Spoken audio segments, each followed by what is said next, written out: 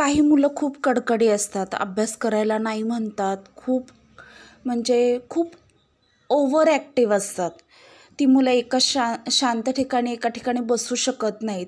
अशा मुलांसाठी हा उपाय खूप कारगर आहे. ज्या मुलांचा राहू जास्त ॲक्टिव्ह असतो, ती मुलं शांत बसून अभ्यास करू शकत नाहीत. शांत घरामध्ये बसू शकत नाहीत, खूप कडकड करतात.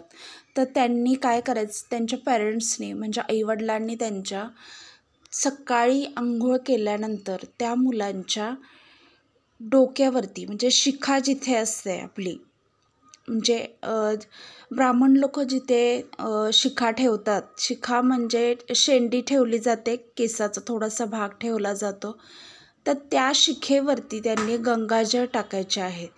गंगाजळ टाकल्याने राहू शांत होतो. गंगाजळामध्ये स्नान केल्याने सुद्धा राहू शांत होतो.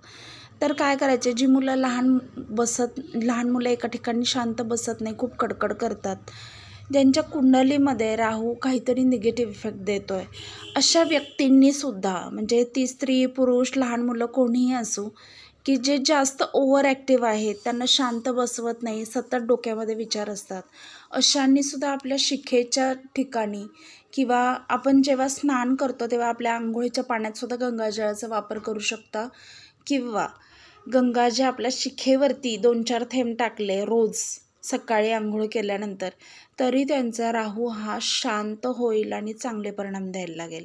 हा उपाय केल्याने खूप मुलं शांत झाली आहेत. मी हा उपाय माझ्या पेड कन्सल्टेशनमध्ये सुद्धा देते.